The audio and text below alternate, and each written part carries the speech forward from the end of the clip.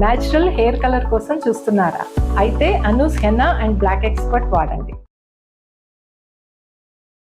నమస్తే రమగారు. నమస్తే జయ. రమగారు, ఈ రోజుల్లో పిల్లల్ని చూసుకుంటే చిన్న వయసుల్లోనే ఉద్యోగాలు సంపాదించేసుకుంటున్నారు. క్యాంపస్లు అనేవి వచ్చేసినాయి. చదువుతూ ఉండగానే క్యాంపస్లో సెలెక్ట్ అయిపోవటం, జాబ్స్లోకి వెళ్ళిపోతున్నారు. జాబ్ రాగానే సహజంగా ఏం ఆలోచిస్తాం పేరెంట్స్గా? పిల్లలకి పెళ్ళిళ్ళు, ఆడపిల్లైనా మగపిల్లడైనా. చదువుకున్నన్ని రోజులు పొద్దున్నుంచి రాత్రి దాకా చదువుతోనే సరిపోతూ ఉంటుంది. స్కూలు, కాలేజీ, హోమ్ ట్యూషన్సో సపరేట్ సబ్జెక్ట్స్ కోసం ట్యూషన్సో ఇట్లా. ఇది అయిపోయిన వెంటనే ఉద్యోగం, పెళ్ళి, అన్నీ బాగున్నాయి. చక్కటి సంపాదన కూడా ఉంటుంది. కానీ పని పాటల విషయంలోనే చాలా ఇబ్బందులు పడిపోతున్నారండి. నిజంగా అసలు ఆడపిల్లలకు కానీ మగపిల్లలకు కానీ ఒక్క పని, కనీసం స్టవ్ వెలిగించి ఒక దోశ వేసుకోవటము, అంత అన్నం వండుకోవటం, అంత కూర వండుకోవటం కూడా రాని పరిస్థితుల్లో ఉంటున్నారు. ఇక్కడే మన ఇంటికి దగ్గరలోనే ఉంటే సంతోషం. అది ఎక్కడైనా వేరే ప్రాంతాలకు వెళ్ళి చదువుకోవాల్సి వచ్చినా, జాబ్ చేయాల్సి వచ్చినా, లేకపోతే పెళ్ళి, ఇప్పుడు నేను అన్నట్టుగా పెళ్లి చేసుకుని వెళ్ళాల్సి వచ్చినా, వాళ్ళిద్దరే ఉన్నారనుకోండి, ప్రత్యక్ష నరకం కదా రమ్మగారు. చాలా. ఏమీ తెలీదు, ఏం చేయాలో తెలీదు.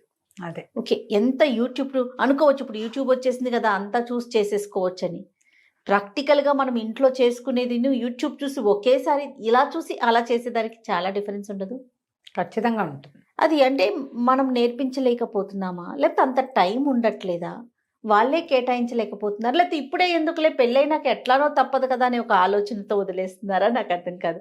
మగపిల్లల విషయంకి వచ్చేసరికి మగపిల్లలకి అస్సలు రాని పిల్లలు కూడా చాలా మంది ఉన్నారు అమ్మగారు. అవును, ముద్దుగా పెంచుతారు జయ. మనకి లేక ఒకటి రెండు పిల్లలు అయితే గబుక్కున అంత అన్నం వండుకొని, ఇంత కూర కూడా వండుకోకుండా బయట నుంచి అన్నం తెప్పించేసుకుంటారు, ఆర్డర్ చేసేసుకుంటున్నారు. లేకపోతే ఏ చుట్టుపక్కల వాళ్ళని మోసేస్తారు కదా. చాలా ఇళ్లలో ఆడపిల్లలు ఉన్నా సరే నాన్నలే వంట చేసి పెట్టే వాళ్ళు కూడా కనిపిస్తారు.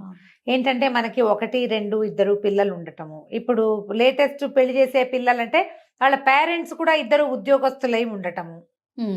ఏదైనా వంట మనుషుల్ని పెట్టుకోవటము, లేదా కూరలు తెప్పించుకోవటము, కూరలు బయట కర్రీ పాయింట్ల నుంచి వచ్చేయటము. ఇప్పుడు వంట ఒకటే కాదు జయ, రోజువారీ వ్యవహారం పొద్దున్నుంచి సాయంత్రం దాకా, రాత్రి పడుకునేదాకా మనకి అవసరమైన అన్ని విషయాలు ఎవరైనా ఎక్కడి నుంచైనా ఏదైనా ఏర్పాట్లు జరిగిపోతూ ఉంటే మనకి వాటి మీద డిపెండ్ అయిపోయి ఉంటాం. మనం ఇండిపెండెంట్గా అవ్వం. కానీ ఈ తరం పిల్లలు కొంత, మీరు అన్నట్లుగా కొంత మారారు రమ్మగారు. ఎందుకంటే మా పింకి యూఎస్కి వెళ్ళింది కదా, అసలు వెళ్ళే వరకు కూడా ఇంట్లో ప్రతిదీ కూడా చేతికి అందించడం, నోటికి అందించటమేనండి. ఇప్పుడు వెళ్తే కుక్క పిల్లలు అనకూడదు కానీ ఎన్ని డిషెస్ అనుకుంటున్నారు రమ్మగారు. ఆ ఫొటోస్ చూస్తుంటే షాక్ అవుతున్నాం మేమైతే. ఏమిటి ఇవన్నీ ఎలా చేస్తున్నావు అంటే మొత్తం మన వీడియోస్ అని చెప్తాను. యూట్యూబ్ లో ఇప్పుడు ఒంటరిగా ఉంటే కొన్నాళ్ళు ఉద్యోగం కోసం శుభ్రంగా చేసుకునే పిల్లలు కూడా కనిపిస్తున్నారు. కానీ ఇబ్బంది కదా, ఇబ్బంది. ఫస్ట్ లో కాస్తంత ఇబ్బంది పడద్దు, దాన్ని ఎంజాయ్ చేయగలిగితే సంతోషం. అదే ఇది పి సత్యవతి గారిని, రైటర్ పి సత్యవతి గారు, పెద్దవారు జయ, 8 years ఉంటాయి. వారి కథలు భలే బాగుంటాయి. అందులో ఒక కథ రాశారు, ఒక రాజా ఒక రాణి అని. దీనికి ఒక కథ కూడా ఉందా? భలే బాగుంది, ఇంట్రెస్టింగ్గా. అమ్మాయిని వాళ్ళ అమ్మ, అది ఎప్పుడే ఇంజనీరింగ్ అయ్యింది, కాలేజీలో అది ఆఫీస్లో చేరింది, క్యాంపస్ సెలెక్షన్ ఎంతో బాగుంది. అది ఫ్రెండ్స్తో మాట్లాడుకుంటుంటే పని పిల్ల వస్తుంది, జ్యూస్ ఇస్తుంది, జ్యూస్ తాగాక జ్యూస్ గ్లాస్ పట్టుకెళ్తుంది. వంటింట్లో వంట చేస్తుంది. పెళ్లి చూపులు అరేంజ్ చేసాం, నువ్వు రా, నీకు దీని దగ్గరికి, బీరువా దగ్గరికి ఏం బట్టలు వేసుకోవాలో చెప్తానంటుంది వాళ్ళమ్మ. ఈ ఫోన్లో కబుర్లు చెప్పుకుంటూనే వాళ్ళ అమ్మ దేవతోటి వెళ్ళి, రేపు పెళ్లి వాళ్ళు వస్తే వేసుకోవాల్సిన డ్రెస్సు, దానికి మ్యాచింగ్ నగలు, కావాలంటే ఇంకో డ్రెస్సు కుట్టిద్దాం, అన్నీ వాళ్ళ అమ్మే అరేంజ్ చేసింది. పెళ్లి చూపులు, పెళ్ళైపోయిన తర్వాత ఏమిటి, ఇప్పుడు ఎవరైనా వస్తే ఏం బట్టలు వేసుకోవాలో అమ్మే చెప్పాలి. దాని మీదకి నగేం పెట్టుకోవాలో, చెవులకి ఏం పెట్టుకోవాలో, ఎలాంటి వేసుకోవాలో, చెప్పులు ఏం వేసుకోవాలో అమ్మే. వంటింట్లో వంట మనిషి ఉంది, పిల్లకి చిన్న పిల్ల ఉంది, పై పనులకి అన్నీ అది అందిస్తుంది. ఇది బొమ్మలాగా తయారైతే చాలు, దాని ఇస్త్రీ బట్టలు రెడీగా ఉంటాయి, దాని ఫుడ్ ప్లేట్లో రెడీగా ఉంటుంది, లంచ్ బాక్స్ రెడీగా ఉంటుంది, వాటర్ బాటిల్ రెడీగా ఉంటుంది, హ్యాండ్ బ్యాగ్లో కూడా వాళ్ళ అమ్మ ఎప్పటికప్పుడు డబ్బులు ఉన్నాయా అని చెక్ చేసి డబ్బులు పెడుతుంది.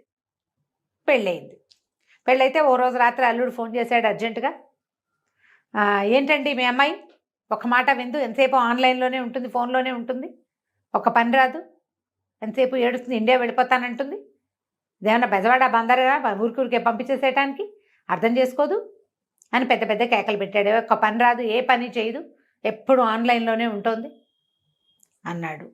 కూతురుకి ఇచ్చాడు.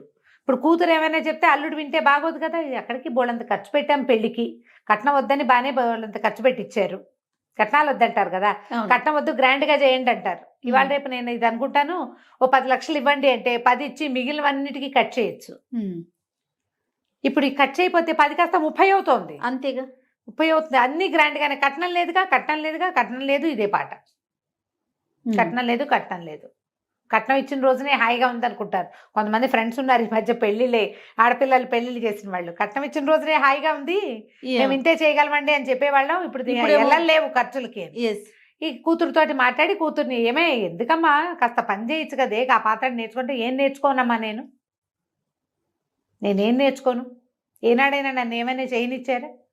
ఆఖరికి నా కాఫీ గ్లాస్ కూడా పని పిల్లే పట్టుకెళ్ళలేదు కదా. నాతో మీరు అడ్జస్ట్ అయ్యారు, ఇప్పుడు నేను ఎట్లా అడ్జస్ట్ అవ్వను ఇతనితోటి? ఎంతసేపు నన్ను పని మనిషిని అనుకుంటాడు, వాళ్ళ అమ్మలాగా చేయట్లేదంటాడు, కౌంటర్ శుభ్రంగా లేదంటాడు, బాత్రూములు కడగమంటాడు. నేను ఎప్పుడైనా చేశాను, ఇప్పుడు నన్ను అవన్నీ చేయమంటున్నాడు. నా వల్ల కాదు, బయటికి వెళ్ళడానికి వీలు లేదు, ఉద్యోగం లేదు, 6 నెలలు డిపెండెంట్ వీసా మీద ఉంటారు. శుభ్రంగా అక్కడే ఉంటే నేను ఇదయ్యేవాదని, టీమ్ లీడర్ అయిపోయేదాన్ని. ఉద్యోగం లేదు, డ్రైవింగ్ లైసెన్స్ లేదు, పబ్లిక్ ట్రాన్స్పోర్ట్ లేదు, జైల్లాగా ఉంది నాకు ఇల్లు. పని పని పని పని అంటాడు. ఎంతసేపు ఫ్రెండ్స్ని పిలుస్తాడు భోజనానికి, వాళ్ళంతకి వెళ్ళి తిన్నాం కదా మనము వండాలంటాడు. నా వల్ల అవన్నీ కావట్లేదని లబో దిబోమని పెళ్ళాడు. ఆవిడకి గుర్తొచ్చింది, తను ఉద్యోగం చేసే రోజున కూతురు పుడితే వాళ్ళ అమ్మ, ఇంత చంటి పిల్లతో నువ్వేం చేస్తావు, నీ దారి నువ్వు జాబు పో, పిల్లని నేను పెంచుతాలే అని చంటి పిల్లని 6 నెలల నుండి ఆ పిల్లని తీసుకుపోయింది వాళ్ళ అమ్మ. 10 ఏళ్ళు ఆవిడ పెంచింది. తర్వాత 13 ఏళ్ళు ఈవిడ దగ్గర ఉంది. అమ్మకు ఫోన్ చేసి, నువ్వే చేసావు, దానికి ఒక్క పని రాదు అని పోటాడు. వాళ్ళమ్మని, అవునే నాకు ఉద్యోగం సద్యోగం లేదు, చదువుకోలేదు, నువ్వు చదువుకున్నావు, ఉద్యోగం చేస్తున్నావు, నిన్ను ఉద్యోగం చేసుకొని ఇవ్వాలని నీ వెసులుబాటు కోసం నీ పిల్లని నేను పెంచాను. 10 ఏళ్ళు చిన్నపిల్ల నా దగ్గర ఉన్నప్పుడు నీ దగ్గరకు వచ్చాక పెద్దదైంది. నువ్వు అలాగే మెయింటైన్ చేసావు. ఇంట్లో వంట మనిషి ఉంది, పై పనులకి పని పిల్ల ఉంది, కొన్ని మిగిలిన పై పనులన్నీ నువ్వు పిల్లకి నచ్చ చెప్పుకోమంటే ఈవిడ పోయి వియ్యపురాలకి ఫోన్ చేసింది. వియ్యపురాలతో మాట్లాడితే, వియ్యపురాలు, ఏరా ఏమిట్రా, కాస్త ఆలోచించు, కొంచెం హెల్ప్ చేయండి. ఏం హెల్ప్ చేయాలమ్మా, ఇవన్నీ చేయలేకే కదా నేను పెళ్లి చేసుకుందంటాడు కొడుకు.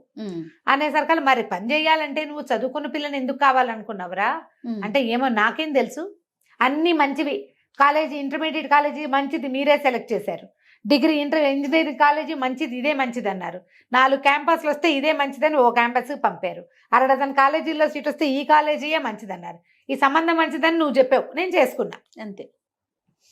నాకు కావాల్సినవన్నీ మీరు అవన్నీ సరిగ్గా చేసినప్పుడు ఇది కూడా సరిగ్గా చేసి ఉండాలిగా మీరు అనేసాడు. ఈ పిల్ల ఏడ్చుకుంటూ వాళ్ళ ఫ్రెండ్కి ఎవరికో ఫోన్ చేసింది. నేనేం చేయను, నాకు అర్థం కావట్లేదు, ఇది ఒక జైల్లాగా ఉంది, ఎంతసేపు పని అంటాడు, హెల్ప్ చేయమంటే ఇవన్నీ చేయకుండా ఉండడానికే నేను పెళ్లి చేసుకున్నానని చెప్తున్నాడు, సిగ్గు లేకుండా. పెళ్లి చేసుకుంటే పెళ్ళాన్ని చేసేస్తుందని మొన్న కీర్తి చెప్తోంది కదా, వాళ్ళ చుట్టాల అబ్బాయి ఇండియన్ అమ్మాయిని పెళ్లి చేసుకుంటే వాళ్ళైతే అన్ని పిలవగానే అన్ని చేసి పెడతారు. అమెరికన్ అమ్మాయిని చేసుకుంటే అదేం పని చేయదు, ఇండియా నుంచి తెచ్చుకుంటాను, ఇండియా నుంచి ఆడవాళ్ళు ఏంటంటే మా అమ్మ చేసినట్టు ఎందుకు చేయమంటాడు, మా అమ్మ వర్కింగ్ ఆవిడన్నీ చేసేది, నువ్వెందుకు చేయమని అడుగుతారు. అవునవును, ఇక్కడ కౌన్సిలింగ్ దొరుకుతాయి, థెరపీలు దొరుకుతాయి, వాటికి వెళ్ళండి, మీ ఇద్దరు కూర్చుని మాట్లాడుకుని కొంచెం సార్ట్ అవుట్ చేసుకోండి అని ఫ్రెండ్ సలహా చెప్పింది. మన ఇళ్లలో ఇలాగే ఉంటుంది. ఈ పిల్ల చెప్పింది, మా అమ్మ ఎక్కడైనా బిజీగా ఉన్నా, మా వంట ఆవిడ రాపోయినా నేను మా నాన్న హాయిగా బయటకు వెళ్ళి తినేసి సినిమాలకు వెళ్ళి ఎంజాయ్ చేసేవాళ్ళం, వంట మనిషి రాకపోతే బయటకు తినచ్చని ఒక ఆసరా ఉండేది. ఇప్పుడు ఇక్కడ ఏంటి, అన్ని మనుషులు నేనే, అంతేగా, వంట మనిషి, పని మనిషి, ఇంకో మనిషి, క్లీనింగ్ మనిషి. కొంతకాలం గడిచింది, వీళ్ళు ఎలాగో అడ్జస్ట్ అయ్యారు. వీళ్ళకు పిల్ల పుట్టింది. వసుంధర గారు కూతురు దగ్గరికి తల్లి వచ్చి పురుడు పోసింది, పిల్లని నేను తీసుకెళ్తాను అని చెప్పింది. చెప్పేసరికి ఇంకో యువరాణిని తయారు చేయండి అన్నాడు అల్లుడు. వాళ్ళ అల్లుడి తండ్రి ఏమో, పంపించరా, వాళ్ళే కాదు మేము కూడా ఉన్నాం కదా, మేము పంచుకుంటానులే, ఆవిడ ఒకదాని మీద పడేయకుండా పిల్లని 4 రోజులు ఇటు తిప్పి కొంచెం పెద్దదయ్యాక మీకు ఇస్తాము అంటే, ఈ అమ్మాయి ఏం చెప్పిందంటే, వద్దమ్మా, నువ్వు అడ్జస్ట్మెంట్ నేర్చుకోమన్నావు, నేను నేర్చుకున్నా, ఇప్పుడు కూడా ఈ అడ్జస్ట్మెంట్ నేనే చేసుకుంటా, మాతో పాటే ఉంటే అడ్జస్ట్ అవటం మా పిల్లకి అలవాటు అవుతుంది, మీ దగ్గర ఉంటే అవ్వదు, నేను నా పిల్లని నీకు ఇవ్వనని చెప్పేసి. ఈ కొత్త డైలాగులకి తల్లి ఆశ్చర్యపోయింది. ఎందుకంటే జీవితంలో ఒకసారి కనుక మనం ముందుకెళ్తే మనకి తెలుస్తుంది. పెద్దవాళ్ళు ఏం చేస్తామంటే మనము పిల్లలకి చక్కగా ఉండటం, మేనర్స్ గీనర్స్ నేర్పిస్తాం కదా.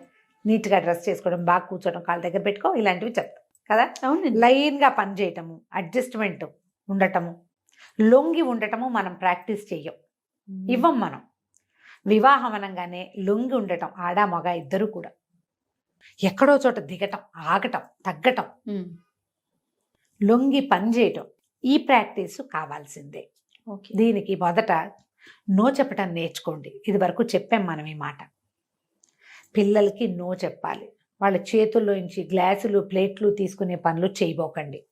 తిన్న ప్లేటు ఎక్కడ పెట్టాలో అక్కడ పెట్టి తీరాలి. ఆ అమ్మాయి ఐఏఎస్ చదువుతున్నా సరే, ఎంబీబీఎస్లు ఐఏఎస్లైనా దీనికి ఇది కాదు. ఎవరైనా సరే ఎక్కడ కూర్చొని తినాలో అక్కడ తినాలి. ఆ తిన్న తర్వాత ఆ ప్లేట్ని ఏం చేయాలో అది చేసి తీరాలి. మీరు అలా చేస్తే కనుక మీ పిల్లలు చాలా హాయిగా ఉంటారు. సత్యవతి గారు ఆ కథ చదివాక నేను వారికి ఫోన్ చేసి మరి ఈ కథ చెప్తానండి అని అడిగాను. చిన్న కథే, 4-5 పేజీలది. ఎంత 2 పెద్ద పెద్ద జీవితాల గాథలు అవి. అంతే కదా. ఎంతమంది ఇట్లా సఫర్ అవుతారో జయ. అవునండి. పెళ్ళాం వచ్చి మా అమ్మలాగా అన్నీ చూస్తుంది. ఎలా చూస్తుంది? నీతో పాటే ఎల్కేజీ నుంచి అన్ని పోటీ పరీక్షలు రాసిన పిల్ల మీ అమ్మ ఎలా అయిపోతుందో చెప్పు. ఎట్లా అయిపోతుంది? అన్ని పోటీ పరీక్షలు, అన్ని చోట్ల కాంపిటీషను, అన్ని ఉద్యోగాలకి వెంపర్లాట, ఇవన్నీ నీతో సమానంగా చేసిన పిల్ల మీ అమ్మలాగా ఇల్లు గడగటము, వాకిళ్ళు గడగటము, వాకిట్లో ముగ్గేయటము, పువ్వులు కట్టటము. పువ్వులు కట్టడం రాదు మా కోడలకని ఒక ఆవిడ వెటకారంగా చెప్పారు. అదో పెద్ద బ్రహ్మ విద్య. రాకపోతే పోనీ, వరకు నేర్చుకునేవాళ్ళం చిన్నప్పుడు. ఎండాకాలం పువ్వులు కట్టడం నేర్చుకోవటం, ముగ్గులు వేయటం నేర్చుకోవటం, మెహందీ పెట్టడం, అవన్నీ నేర్చుకునేవాళ్ళం. ఇప్పుడు అసలు ఏవి పిల్లలకి? వాళ్ళకి ఇంట్రెస్ట్ ఉంటే నేర్చుకుంటారు, లేకపోతే లేదు. అవి వాటికంటే చాలా అవసరం ఏంటంటే రోజువారీ ఇల్లు నడిపే చతురత కావాలి కదా, కావాలిగా. అవునండి. అవి నేర్పించండి, ఆడకి మగకి కూడాను. డెఫినెట్. ఆలోచించండి ఇలాగా. రైట్ రామ్ గారు. నమస్తే. నమస్తే జయ.